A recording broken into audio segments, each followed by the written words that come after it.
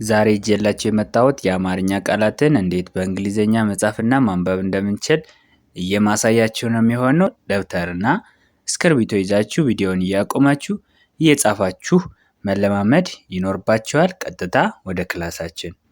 እዚህ ጋር ስንመጣ የአማርኛ ቃል አለ። ይህ አማርኛ ቃል በእንግሊዘኛ ሲጻፍና ሲነበብ ይሄንን ይመስላል። አሁንም እዚህ ጋር በአረንጓዴ የአማርኛ ቃል አለ፣ በሰማያዊ ደግሞ እሱን የሚገልጽ የእንግሊዘኛ ጽሑፍ ወይም ንባብ አለ ማለት ነው። እነዚህን እንዴት እንደምንጽፋቸው ነው የምናያቸው። እዚህ ጋር ሰላም፣ ሰ ከሰ ቤተሰብ መጀመሪያ ነች፣ ላ ከለ ቤተሰብ አራተኛ ነች፣ ም ከመ ቤተሰብ ስድስተኛ ነች። አንድ ላይ ስናነብ ሰላም ይላል። ሰላም የሚለውን ቃል በእንግሊዘኛ መጻፍና ማንበብ ከፈለግነ ሰ ማለት ከሰ ቤተሰብ መጀመሪያ ነች። ለመጀመሪያ የምንጠቀማት አነባቢ ኢ ትሆናለች። ነገር ግን ለሰና ቤተሰቦቿ የምንጠቀማት ተነባቢ ወይም ኮንሶናንት የምንላት ደግሞ ኤስ ነች። ኤስ ኢ ሰ ይሆናል። ላ ከለ ቤተሰብ አራተኛ ነች። ለአራተኛዎች ለማንኛውም ፊደል ለአራተኛ ለሆነ ፊደል የምንጠቀመው አነባቢ ወይም ቫውል የምንለው ኤ ነው። ነገር ግን ለቤተሰብ የምንጠቀመው ተነባቢ ወይ ኮንሶናንት የምንለው ደግሞ ኤል ነው። ሶ ኤል ኤ ሲሆን ላ ይሆናል ማለት ነው። ም ከመ ቤተሰብ ስድስተኛ ነች። ስድስተኛዎች ብዙ ጊዜ አነባቢ የላቸውም። ተነባቢ ብቻቸውን ስለሚቀመጡ ኤም ምን ይወክላል? አንድ ላይ ስናነብ ኤስኢ ኤልኤ ኤም ሰላም ይላል። እዚህ ጋር በአማርኛ ሰላም ለማለት 3 ፊደል ብቻ ነበር። እዚህ በእንግሊዘኛ ግን 5 ፊደል ነው የተጠቀምነው። ምክንያቱም እንግሊዘኛን በምንጽፍበት ጊዜ ቫውሎች ይጻፋሉ እና ነው። ቫውሎች ይጻፋሉና ስለዚህ ሰላም ለማለት በዚህ ወይ እንጽፋለን እናነባለን። በጣም ጥሩ። እዚህ ጋር ስንመጣ ሰራ ይላል። ሰ እዚህ ጋር እንዳየናት ነች። ከሰ ቤተሰብ መጀመሪያ ነች። ሶ ኤስኢ ሰን ይወክላል ማለት ነው። ራ ደግሞ ከረ ቤተሰብ አራተኛ ነች። አራተኛዎቹ ኤ አነባቢ ይዞ ነው የሚመጡት ብለናል። ተነባቢዋ ለረ ቤተሰብ አር ነች። ሶ አር ኤ ሲሆን ራ ኤስኢ አር ኤ ሰራ ይሆናል ማለት ነው። መጣ መ መጀመሪያ ነች። እዚህ ጋር እንዳየናት ከመ ቤተሰብ መጀመሪያ ነች። መስ መጀመሪያ ስለሆነች አነባቢ ኢ ይኖራታል። ነገር ግን ተነባቢ ለመ ቤተሰብ የምንጠቀማት ኤም ስለሆነች ኤምኢ መ ይሆናል ማለት ነው። ጣ ከጠ ቤተሰብ አራተኛ ነች። አራተኛዎቹ ደግሞ አነባቢ ኤ ስለሚኖራቸው ጠ ቤተሰብ ደግሞ የምንጠቀማት ተነባቢ ቲ ነች። ሶ ቲኤ ጣ ይሆናል። ኤምኢ ቲኤ መጣ፣ ኤምኢ ቲኤ መጣ ብለን ማንበብና መጻፍ እንችላለን ማለት ነው።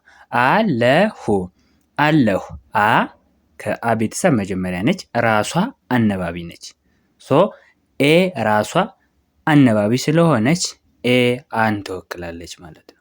ለ ከለ ቤተሰብ መጀመሪያ ነች። መጀመሪያዎቹ ኢ አነባቢ ይኖራቸዋል ብለናል። ለለ ቤተሰብ ሲሆን ኤልኢ ላይ ይሆናል ማለት ነው። ሁ ከሀ ቤተሰብ ሁለተኛ ነች። ሁለተኛዎቹ ዩ አነባቢ ይኖራቸዋል። ኤች ዩ ሲሆን ደግሞ ሁ ይሆናል። ኤ ኤልኢ ኤች ዩ አለሁ ይሆናል።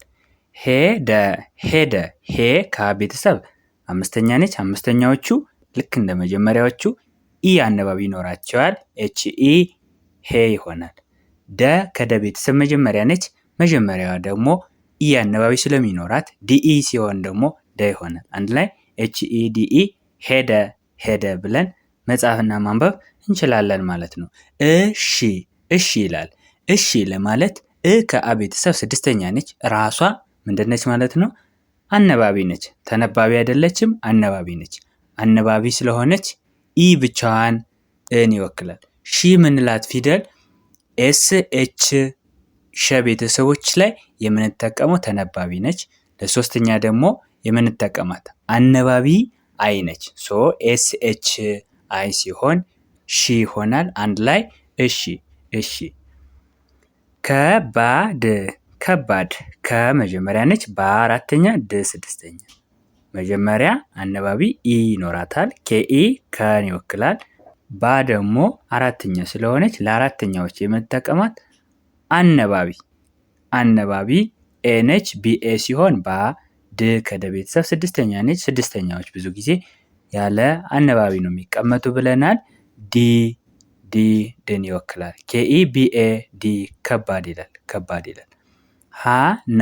ሃና ሃ ከ ቤተሰብ መጀመሪያ ነች። ሶ ሃ ስንል ኤ አነባቢ ይኖራታል። ኤችኤ ሃ ና ከነ ቤተሰብ አራተኛ ነች። ለአራተኛዎቹ ኤ አነባቢ ይኖራቸዋል ብለናል። ኤንኤ ሲሆን ና ይሆናል። ኤችኤ ኤንኤ ሃና። መራ መ ከመቤተሰብ መጀመሪያ ነች። ራ ከረቤተሰብ አራተኛ። መ ከመቤተሰብ መጀመሪያ ስለሆነች እዚህ ጋር እንዳየናት ኤምኢ መን ይወክላል። ራ ከረቤተሰብ አራተኛ ነች። አነባቢ ኤ ስላላት እዚህ ጋር እንዳየናት አር ኤ ራ ይሆናል። አንድ ላይ ኤምኢ አር ኤ መራ። አቤል አ ከቤተሰብ መጀመሪያ ነች። ምንም መጀመሪያ ብትሆን አነባቢ ራሷ አነባቢ ስለሆነች ኤ አነባቢ ብቻ ትቀመጣለች ማለት ነው። እዚህ ጋር እንዳየናት ኤ አን ይወክላል። ቤ ከበቤተሰብ አምስተኛ ነች። ለአምስተኛዎች የምትጠቀማት አነባቢ ኢ ነች። ቢኢ ቤ ይሆናል። ል ስድስተኛ ነች። እዚህ ጋር እንዳየነው ስድስተኛዎች ያለ አነባቢ ስለሚቀመጡ ኤል ልን ይወክላል ማለት ነው። ኤል ልን ይወክላል። ሶ ኤቢኢ ኤል አቤል ብለን ማንበብ እንችላለን ማለት ነው። በጣም ጥሩ። ያሬድ ያ ከቤተሰብ አራተኛ ነች። ሬ ከረ ቤተሰብ አምስተኛ፣ ድ ከደ ቤተሰብ ስድስተኛ። ያ ከየቤተሰብ አራተኛ ስለሆነች ዋይኤ ያን ይወክላል። ሬ አምስተኛዎቹ ኢ አነባቢ ስለሚኖራቸው አርኢ ሬ ይሆናል። ድ እዚህ ጋር እንዳየናት ነች። ከደ ቤተሰብ ስድስተኛ ስለሆነች ዲ ብቻዋን ድን ይወክላል ማለት ነው። አንድ ላይ ስናነብ ያሬድ። መዲና መ ኤምኢ ነው። ዲ ዲአይ ነው። ና እዚህ ጋር እንዳየናት ኤን ኤ ነው። አንድ ላይ ስናነብ መዲና ይላል ማለት ነው። እዚህ ጋር ስንመጣ ዮሴፍ ዮ ከቤተሰብ ሰባተኛ ነች። ሴክ አምስተኛ፣ ፍ ስድስተኛ። ሰባተኛዎቹ ኦ አነበብ ይኖራቸዋል። ዋይ ኦ ዮ፣ ኤስኢ ሴ፣ ፍ ኤፍ ይሆናል። አንድ ላይ ዮሴፍ። እዚህ ጋር ስንመጣ ኤምኤ እንደማን እናንባታለን?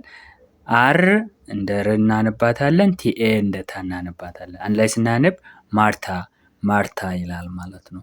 ኦኬ ቤተሰቦች ዛሬ እንዴት በቀላል መንገድ ፊደላትን በእንግሊዘኛ መጻፍና ማንበብ እንደምንችል በቀላሉ አይተናል ማለት ነው። የዛሬ ክላሳችን ይህንን ይመስላል።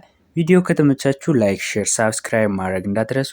በየትኛውም ዓለም ሁናችሁ አማርኛ፣ እንግሊዝኛ፣ ሂሳብና ሌሎች ትምህርቶች ማወቅ የምትፈልጉ ካላችሁ +251 923 14 67 69 ስልካችን ነው። ደውላችሁ በመመዝገብ መማር ትችላላችሁ። በቀጣይ ክላስ ከምንገናኝ በያላችሁበት ሰላማችሁ ይብዛ። ባይ ባይ።